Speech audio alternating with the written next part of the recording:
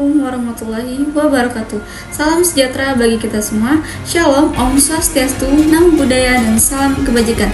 Selamat pagi semuanya. Saya Windy Gracia Christine dengan NIM 63251146 dari Program Studi Sistem Informasi Akuntansi. Yang terhormat Bapak Nanda Dias, Arizona Eskom MM selaku dosen pengampu mata kuliah Logika dan Algoritma. Apa saja sih yang akan saya bahas dalam penjelasan kali ini? Yang pertama, saya akan membuktikan bahwa pemilihan pivot yang tepat dapat mempengaruhi performa algoritma dalam program. Nah, yang kedua, saya akan melakukan riset menggunakan kode program Python dengan data yang sama, lalu membandingkan performa mana yang paling cepat antara quicksort, binary, merge, and DNC. Nah, sekarang saya akan menjelaskan apa itu pivot dalam algoritma quicksort. Pivot adalah sebuah elemen yang dipilih dari array atau list yang akan diurutkan. Elemen pivot ini digunakan sebagai titik acuan untuk mempartisi atau membagi array menjadi dua sub-array. Nah, selanjutnya saya akan menjelaskannya dan membuktikannya dalam program Python. Nah, di sini saya akan menjelaskan per baris kodenya. Di barisan pertama dan kedua itu ada import time. Import time itu untuk mengimport modul, time untuk menghitung waktu eksekusi, terus random untuk memilih pivot secara acak. Nah, di barisan keempat itu mendefinisikan fungsi bernama quicksort yang menerima dua argumen, array list yang akan diurutkan, terus pivot type metode pemilihan pivot, defaultnya adalah parse. Barisan kelima itu basis rekursi. Jika panjang array kurang dari atau sama dengan 1, maka array tersebut sudah terurut. Lalu barisan keenamnya itu kita return mengembalikan array yang sudah terurut karena panjangnya kurang dari sama dengan 1. Barisan ke-8 juga kita mengecek kondisi pertama jika tipe pivot yang dipilih adalah parse. Barisan ke-9 mengatur nilai pivot sebagai elemen pertama dari array. Barisan ke-10 cek kondisi kedua jika tipe pivot yang dipilih adalah random. Barisan 11 untuk mengatur nilai pivot dengan memilih elemen yang acak. Barisan ke-12 itu mengecek kondisi ketiga jika tipe pivot yang dipilih adalah barisan tengah atau middle. Barisan ke-13 nya itu untuk menghitung indeks tengahnya dari array menggunakan pembagian integer. 14 mengatur nilai pivot sebagai elemen berada di indeks tengah. 15 itu else, itu jika pivot type yang dimasukkan bukan salah satu dari first, random, atau middle. Jadi kita pakai else di barisan ke-15.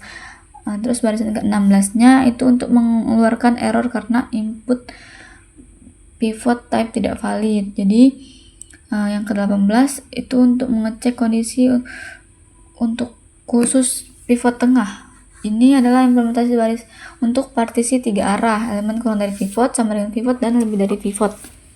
Barisan ke-19 nya itu untuk membuat sub-array left yang berisi semua elemen yang kurang dari atau sama dengan pivot kecuali elemen pivot yang berada di tengahnya. Terus barisan ke-20 nya tuh untuk right, membuat sub-array right yang berisi semua elemen yang lebih dari pivot kecuali elemen pivot yang berada di tengah. Satunya tuh else digunakan untuk ini jalankan jika pivot type adalah first atau random partisi 2 arah. Terus barisan ke-22, 23 itu membuat sub-array left, right. Kalau left yang berisi semua elemen kecuali elemen pertama pivot yang sudah diambil. Terus yang right itu berisi semua elemen yang lebih dari pivot. Untuk bagian 25, barisan ke-25 nya itu untuk return bagian rekursif mengembalikan hasil penggabungan quicksort dari left plus pivot dalam bentuk list dan quicksort dari right. Terus 27 nya itu kita masukin data, mendefinisikan list mendefinisikan list data awal yang akan diurutkan. Lalu yang ke-29 ada print data, itu untuk mencetak data asli sebelum diurutkan.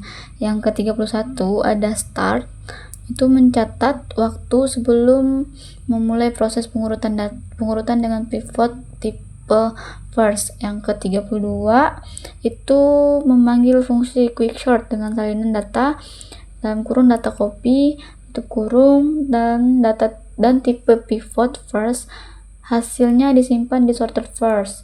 Lalu yang ke-33 ada time first, itu menghitung eksekusi untuk pengurutan tipe first. Lalu yang ke-35 ada start itu mencatat waktu awal sebelum memulai proses pengurutan dengan pivot tipe random. Dan 36 ada sorted random, itu memanggil fungsi quicksort dengan salinan data tipe pivot random, hasilnya disimpan di sorted random. Dan 36 ada sorted kan. Terus 37 ada time random itu mengakhiri perhitungan dan menyimpan total waktu eksekusi untuk pengurutan dengan pivot type random, waktu akhir sampai waktu mulai. Lalu 39-nya ada start time, mencatat waktu awal sebelum memulai for proses pengurutan dengan pivot type middle, itu untuk di tengah. Lalu 40-nya untuk memanggil fungsi quicksort dengan salinan data copy dan tipe pivot middle, hasilnya disimpan di sorted middle. Lalu barisan 41-nya ada untuk menghitung waktu eksekusi untuk pengurutan tipe middle. Lalu yang di 43-nya barisan 43 untuk mencetak hasil pengurutan pivot first dan waktu eksekusinya di format menjadi 6 angka desimal. Lalu 44 mencetak string pivot random dengan dan waktu eksekusinya menjadi 6 angka desimal. Terus yang 45 itu mengurutkan hasil pivot tengah, hasilnya dalam rasio waktu yang menunjukkan seberapa kali lipat random lebih cepat atau lebih lambat dari rasionya, di format menjadi 2 angka desimal. Nah, hasil eksekusi program di bagian outputnya tuh ada barisan pertama menampilkan data asli, terus barisan kedua tuh menampilkan hasil dan waktu eksekusi untuk metode pivot first, barisan ketiga pivot random, barisan keempat pivot middle. Terus barisan hasil eksekusinya pivot middle lebih cepat daripada pivot first. Jadi pentingnya pemilihan pivot adalah pilihan pivot ideal. Pivot yang ideal adalah median atau nilai tengah dari array karena menghasilkan dua sub array yang ukurannya seimbang, memastikan kinerja optimal. Risiko kinerjanya semakin jauh pivot dari median, misalnya jika selalu memilih elemen terkecil atau terbesar, semakin tidak seimbang partisinya dan semakin besar kemungkinan kinerja menurun drastis menjadi 0 kuadrat. Aplikasi metode random dan middle atau yang lebih canggih seperti median of tree digunakan untuk menghindari kasus terburuk yang rentan terjadi pada pemilihan pivot first atau last. Selanjutnya saya akan menjelaskan apa itu quicksort, binary sort, merge sort, dan DNC. Quicksort adalah algoritma pengurutan sorting yang efisien berdasarkan metode divide and conquer. Binary adalah istilah binary kemungkinan merujuk pada binary search, yaitu pencarian binar, yang merupakan algoritma pengurutan seperti quicksort dan merge sort. Merge sort merupakan algoritma pengurutan yang didasarkan pada prinsip divide and conquer.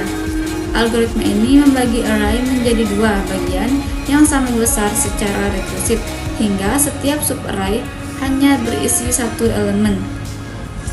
Lalu, yang terakhir adalah divide and conquer atau bagi dan taklukkan, adalah paradigma atau strategi umum dalam perancangan algoritma.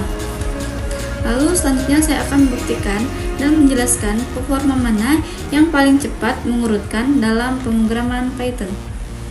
Nah, sekarang saya akan menjelaskan codingan ini.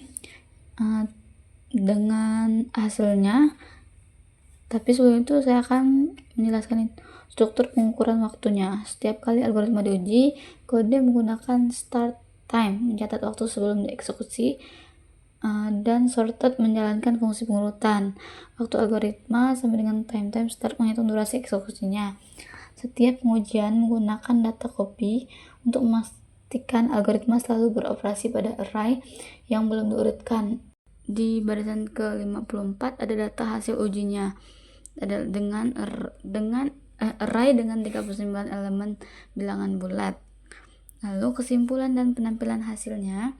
Times baris ke-72 sebuah dictionary yang menyimpan nama algoritma dan waktu eksekusinya. Di barisan ke-73 ada fastest mencari waktu tercepat dari semua hasilnya. Kode kemudian mencetak hasil waktu eksekusi untuk semua algoritma f-string dengan format 6f untuk 6 angka desimal dan diakhiri dengan mencetak algoritma tercepat berdasarkan variabel fastest.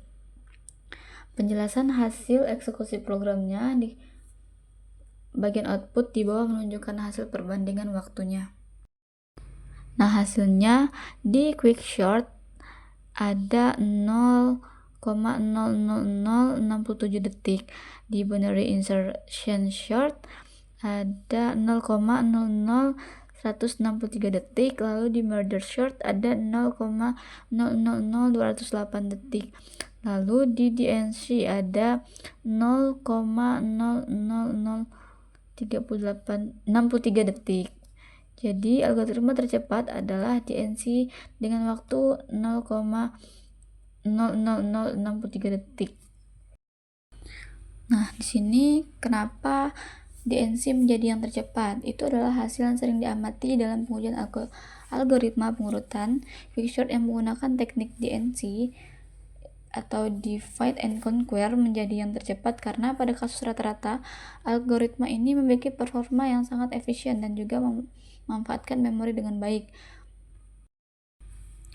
Keunggulan quickshort DNC, algoritma quickshort berbasis pada metode divide and conquer yang bekerja dengan memecahkan masalah menjadi submasalah yang lebih kecil.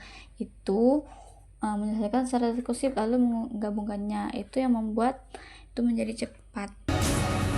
Nah, itu saja yang dapat saya sampaikan dalam menyampaikan materi pada kali ini. Kurang dan lebihnya saya mohon maaf. Terima kasih.